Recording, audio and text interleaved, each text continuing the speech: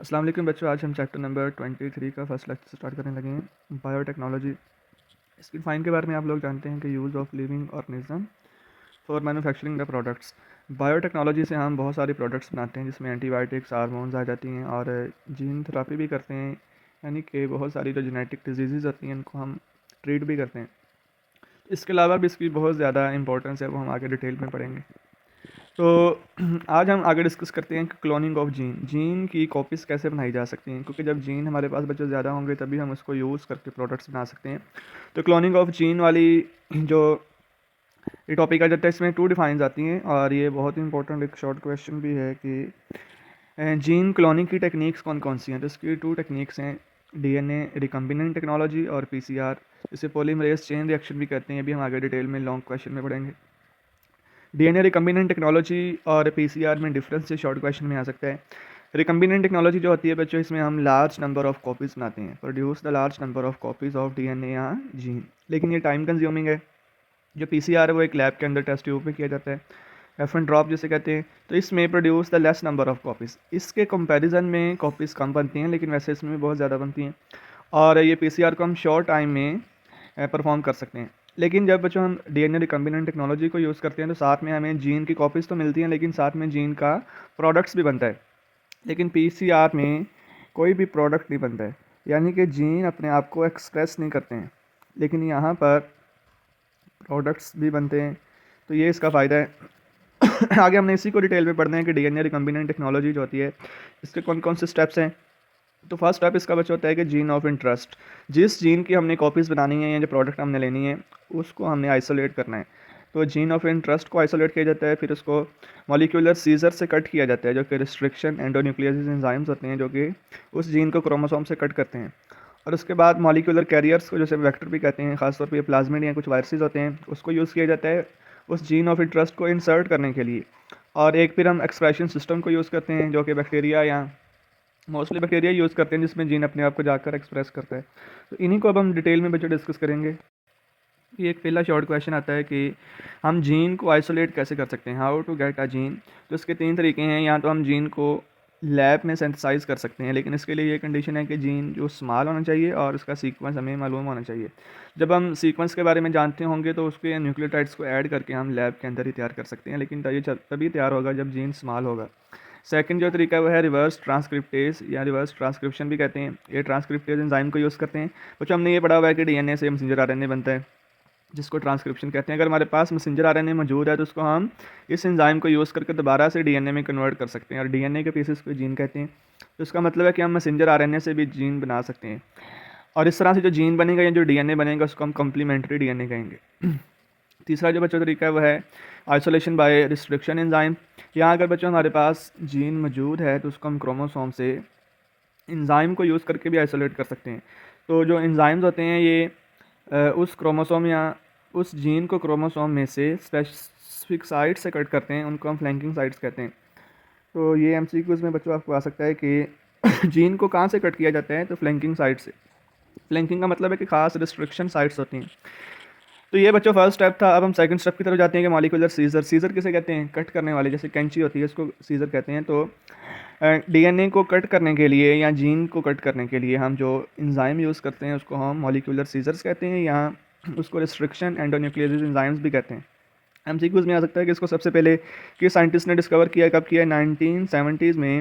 Hamilton और Smith एक scientist था, जॉन हॉपकिन यूनिवर्सिटी में ये काम कर रहा था। तो इसने बैक्टीरिया से ये फर्स्ट टाइम रिस्ट्रिक्शन एंडोन्यूक्लियोसिस एंजाइम को आइसोलेट किया है। 400 टाइप के आइसोलेट हो चुके हैं, जिसमें से जो 20 है वो मोस्टली यूज़ होते हैं। जो सबसे ज़्यादा यूज़ होता है वो EcoR1। EcoR1 का मतलब क्या है, इकोलाई रिस्ट्रिक्शन एंजाइम 1, जो मोस्ट फ्रीक्वेंटली यूज़ होता है।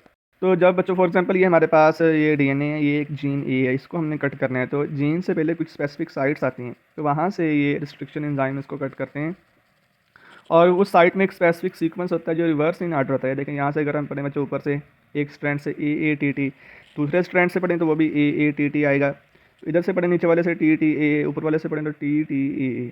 तो ऐसा सीक्वेंस जो रिवर्स इन ऑर्डर हो उसको हम पैलिंड्रोमिक सीक्वेंस का नाम देते हैं।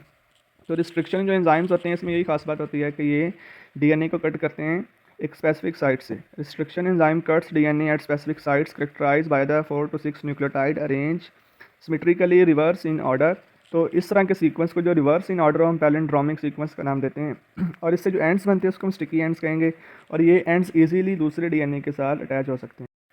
आगे बच्चों जो थर्ड स्टेप आ जाता है इसको हम मॉलिक्यूलर कैरियर्स का नाम देते हैं। कैरियर कहते हैं ट्रांसफ़र करने वाले को, इसे हम वेक्टर भी कहते हैं।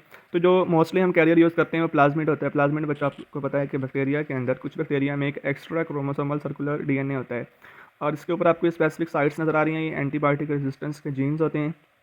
टू इसकी टाइप्स आ जाती हैं।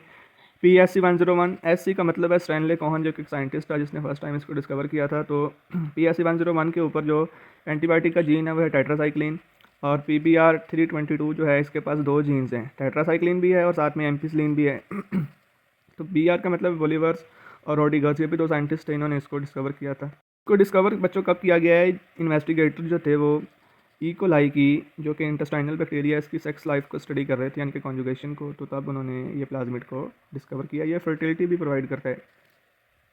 अच्छा, जब बच्चों हम प्लाज्मिड को आइसोलेट कर लेंगे बैक्टीरिया से, तो फिर इसको कट करेंगे रिस्ट्रिक्शन एंजाइम से, और अपने जो जीन ऑफ इंटरेस्ट को भी कट करेंगे। तो ये आपको जो ब्लू कलर में नज़र आ रहा है, ये जीन ऑफ इंटरेस्ट है, और ये हमारा प्लाज्मिड है। जिस एंजाइम से हमने ये जीन को कट करना है, उसी एंजाइम से हमने प्लाज्मिड को कट करना है। तो फिर ये आपस में दोनों ज्वाइन हो सकते हैं। जब डिफरेंट डीएनए आपस में बच्चों मिल जाएंगे, तो इस तरह के डीएनए को हम काइमेरिक डीएनए कहते हैं या रिकम्बिनेंट डीएनए कहते हैं। ये शॉर्ट क्वेश्चन में आ सकता है, joining of the two different DNA results the chimeric DNA, या इसको रिकम्बिनेंट डीएनए। तो इस तरह के डीएनए को बच्चों हम काइमेरिक या रिकम्बिनेंट डीएनए भी कहते हैं। तो ये बात आप लोगों ने याद रखनी है कि जिस एंजाइम से हम प्लाज्मिड को कट करेंगे, उसी एंजाइम से हमने जीन ऑफ इंटरेस्ट को कट करना है। लास्ट और फाइनल स्टेप जो बच्चा आ जाता है वो एक्सप्रेशन सिस्टम आ जाता है, जिसमें हमने जीन को इंसर्ट करना है ताकि अपने आप को वो एक्सप्रेस करे। तो इसमें दो वेक्टर हम यूज़ करते हैं, प्लाज्मिड जो हम आगे डिस्कस कर चुके हैं, और लैम्डा फेज। इसमें हमने क्या करना है बच्चों कि एक हमने बैक्टीरिया लेना है, इसका प्लाज्मिड निकालना है, और इसके साथ अपने जीन ऑफ इंटरेस्ट ऐड कर देना है। लाइगेज एंजाइम हम इसको यूज़ करते हैं जोड़ने के लिए। और फिर ये एमसीक्यूज़ में आ सकता है कि कैल्शियम क्लोराइड को हम यूज़ करते हैं होल्स क्रिएट करने के लिए। ये बैक्टीरियल सेल वाल में ऐसे होल क्रिएट करता है जो सेल्फ सीलिंग होते हैं। तो इससे होल्स के ज़रिए हम ये जो डीएनए मॉडिफाइड उसको हम इंसर्ट कर देंगे, और इंसर्ट करने के बाद अब ये बैक्टीरिया जो है जीएमओ बन गया है, जेनेटिकली मॉडिफाइड बन गया है, और ये 20 मिनट के बाद 1 से 2 में डिवाइड होगा। तो साथ साथ आप देख रहे हैं बच्चों कि हमारी जो जीन है वो भी, उसकी भी कॉपीज़ होती जा रही हैं। तो कॉपीज़ होने के साथ साथ ये अपने आप को एक्सप्रेस भी करता जाएगा जीन। फॉर एग्जांपल अगर ये इंसुलिन वाला जीन है तो इंसुलिन भी बनती जाएगी। लास्ट वाला जो बच्चों हम एक और वेक्टर भी यूज़ करते हैं, इसको हम लैम्डा फेज भी कहते हैं। तो यहाँ पर लैम्डा फेज आ जाएगा। फेज वायरस आपको पता है ऐसे वायरसेस होते हैं जो बैक्टीरिया को खाते हैं। तो हमने क्या करना है, एक लैम्डा फेज लेना है, इसके डीएनए को निकाल कर अपना जीन ऑफ इंटरेस्ट इसके डीएनए के साथ ऐड कर लेना है, और फिर इस वायरसेस को इन्फेक्ट करवाना है एक बैक्टीरिया से। जैसे ये बैक्टीरिया में बच्चों इन्फेक्ट करेगा, ये अपना डीएनए ट्रांसफ़र करेगा और इसकी कॉपीज़ बनेगी। और यही हमारा मकसद था कि हमारी जो जीन ऑफ इंटरेस्ट है उसकी भी कॉपीज़ बने।